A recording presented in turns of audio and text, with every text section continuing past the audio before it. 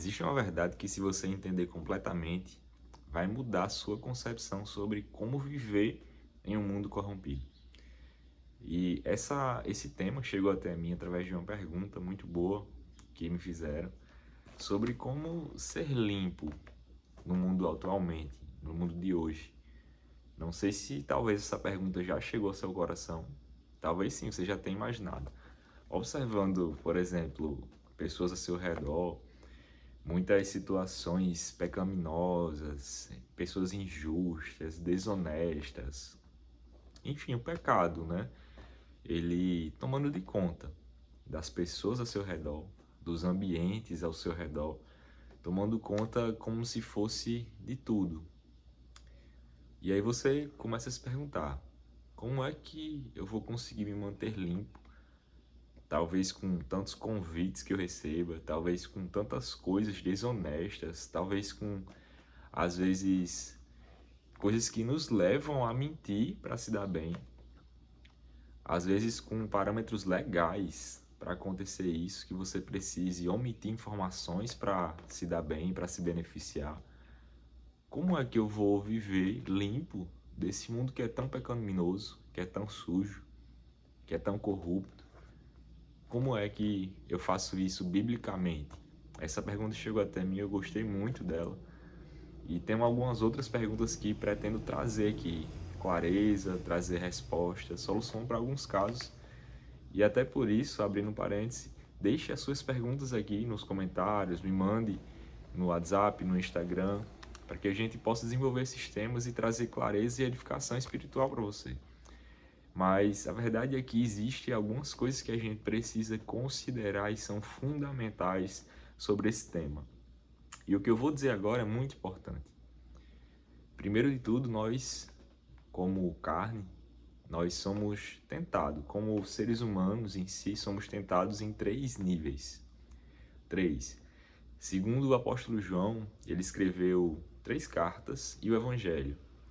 Na primeira carta, capítulo 2, ele vai falar sobre esses 3 níveis em que nós somos tentados. E o primeiro deles, ele fala que são os nossos próprios desejos. É a carne. É isso parte de dentro de nós, aquele pecado que nós mesmos, intrínsecos, né, nós temos o desejo de pecar.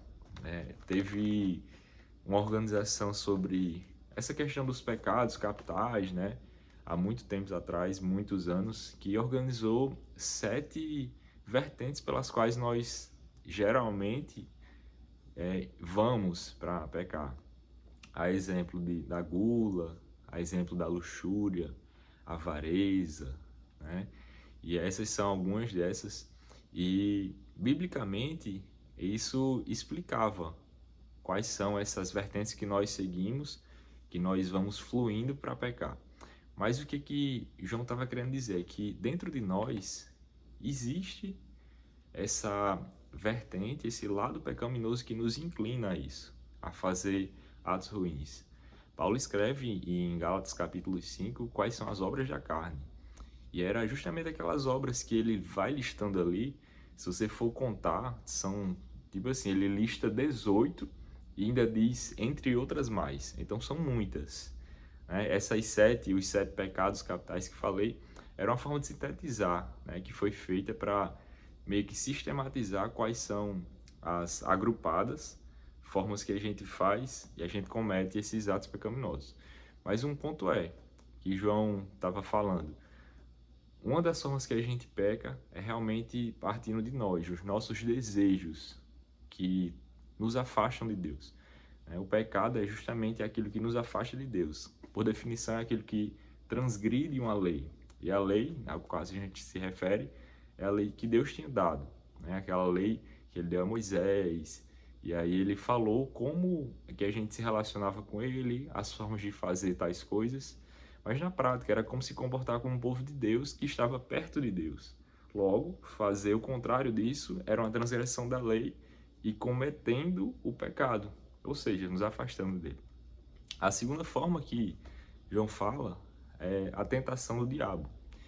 E de fato, até nessa primeira carta também ele vai desenvolver que o diabo ele está ao nosso derredor, né? Porque ao redor estão os anjos nos protegendo, mas ao nosso derredor, sempre rugindo como um leão, procurando a quem possa tragar. E, de fato, ele vai tentar.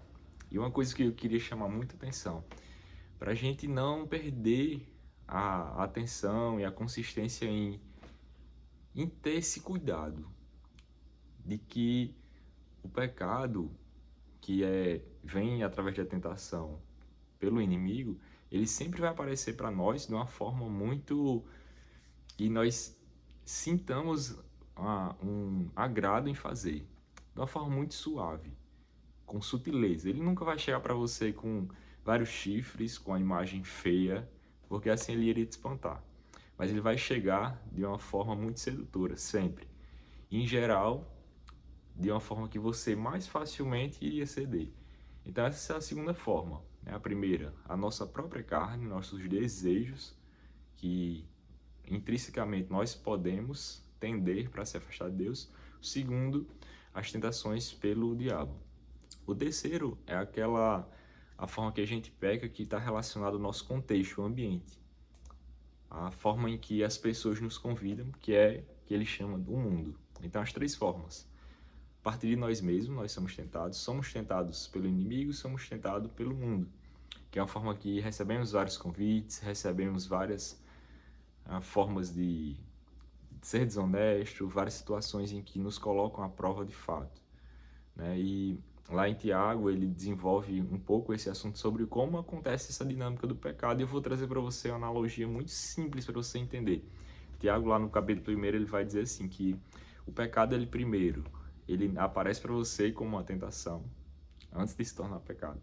Primeiro aparece como uma tentação, através de desejos, nessas três formas, podem ser, como o João citou. E aí ele vai sendo assimilado por nós, depois ele vai amadurecendo, depois que ele cresce, ele nos mata. A dinâmica do pecado você vai compreender na analogia agora, como se fosse uma gestação. Nós mesmos, né? Antes de nascer, primeiro, nós precisamos ser concebidos, então foi o primeiro passo. Depois, nós fomos crescendo, depois, nós fomos amadurecendo. E o pecado, ele acontece da mesma forma antes dele chegar ao ato, de nós chegarmos ao ato de cometer esse pecado, ele primeiro começa na concepção, que depois ele vai crescendo, depois ele nos domina e por último ele morre. E aqui eu queria mencionar a questão sobre morte, né? O que seria essa morte? Para deixar uma clareza real. Porque a morte citada é a ausência de Deus. Quando a gente vê que Jesus fala muito que ele é o caminho, a verdade e a vida. Então a não vida é o não Deus. Não vida é a morte. Logo, a morte é não Deus. Certo? Então, para entender isso, morte seria se afastar de Deus. Então, para resumir essa questão, primeiro a gente é tentado, nossos desejos, e aí o pecado vai concebido, nós aceitamos, recebemos esse estímulo e aceitamos, depois concebemos, depois ele cresce, depois de crescer, ele repetido, ele continuando no nosso ser, ele nos leva à morte, tá? E tem uma coisa que eu queria trazer aqui, que é assim que funciona o caminho para a salvação, e poucas pessoas sabem. Poucas pessoas do meu ciclo, por exemplo, conhecem sobre isso. Algumas conhecem muito bem, sim, mas eu acho bem interessante de falar, né? A doutrina de santidade de John Wesley, por exemplo, ele diz, beleza, a gente vive num mundo caído, que o pecado ele assola toda a humanidade. Paulo escreve que não há um justo sequer, não foi encontrado, então que ele está sobre toda a humanidade, todos os seres humanos, a partir de Adão. E aí o que acontece? Tem 3 etapas que nós passamos até chegar a essa glorificação. E as etapas são o seguinte: a primeira é a justificação, que ela acontece quando nós aceitamos o Espírito Santo, aquele momento que a gente se converte, que aceitamos Jesus como Senhor e Salvador. Segunda, a etapa da santificação, que é a etapa em que nós somos moldados, em que o Espírito Santo começa a tomar de conta realmente da nossa mente e nosso coração, a fazer domínio em nosso ser. E a última etapa, aquela etapa da glorificação, que é a etapa em que nós estaremos na glória com o Senhor. Então existe um processo de salvação que é como se fosse retirando esse pecado de nós. E aí eu queria também fazer um destaque. Essa parte aqui da santificação, ao meio. Fiz a justificação, né? Passei pela justificação, estou na santificação para chegar na glorificação. Só que como é que é essa parte? A santificação, no caso, ela vai passar por um processo em que o Espírito Santo é que é o autor, né? Ele vai ser responsável de nos afastar do pecado. Nossa parte é de dar abertura, de buscar Ele, né? A gente não é responsável por nada disso, de tirar o pecado de nós, né? Então, Jesus, ele veio para fazer isso, para nos salvar, e disse que ia deixar o Consolador que nos ajudaria até lá, até chegarmos e estar na glória com Ele. Então, nosso papel é, de fato, buscar o Espírito Santo, permitir que Ele tenha liberdade e domine o nosso coração, o nosso ser. Isso é bem importante a gente entender. E até lá, até a glorificação, seguindo a santificação, nós temos essa alegria de compartilhar a caminhada com o Espírito Santo. E um detalhe que a gente não pode esquecer, lógico, enquanto estivermos aqui num corpo carnal, nós não seremos completamente santos e puros, tá? É algo sobre, de fato, o domínio do Espírito Santo sobre nós, mas continuaremos na carne, que falamos um pouco mais no início sobre como ela também nos tenta, né? E se você me pedisse um conselho, essa é uma das coisas mais interessantes que eu trouxe hoje nesse conteúdo. Se você me pedisse um conselho, eu diria isso aqui. E queria que você prestasse bastante atenção, porque isso é muito importante sobre viver nesse mundo corrompido, nesse mundo tão desonesto e injusto. E o conselho que eu daria é: dê os sims certos e dê os nãos ideais. Se você fizer isso, muito da sua vida vai ser transformada. Porque se você der os sims certos, você vai se aproximar cada vez mais de Deus. Se você começar a dar os nãos ideais, a forma ideal de dizer um não, a forma ideal de recusar muitas coisas, a forma correta de fato de você se afastar de algumas coisas, vai lhe ajudar a transformar sua vida espiritual em mais intimidade com Deus, vai ajudar você a desenvolver, às vezes profissionalmente, desenvolver espiritualmente, desenvolver pessoalmente. E aí, para você saber como dar os sim certos, dar os nãos certos, você vai ter que entender, de fato, quem você é, sua identidade e o seu propósito.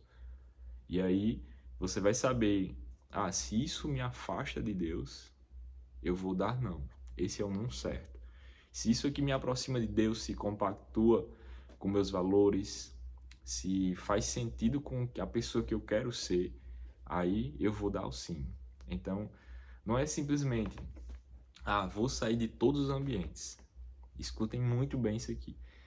A gente viver no mundo corrompido não é simplesmente sair de todos os ambientes, desligar de todas as pessoas, porque, e essa é uma verdade que você precisa saber, a igreja está aqui no mundo para ser luz e ser sal. Mateus 5, Jesus fala isso no Sermão do Monte. Nós precisamos ser sal e luz onde estivermos. Se de repente a gente acabar saindo de todos os ambientes, como é que a gente vai fazer diferença em pessoas que precisam ser alcançadas, pessoas que precisam receber uma palavra de repente naquele dia de aflição?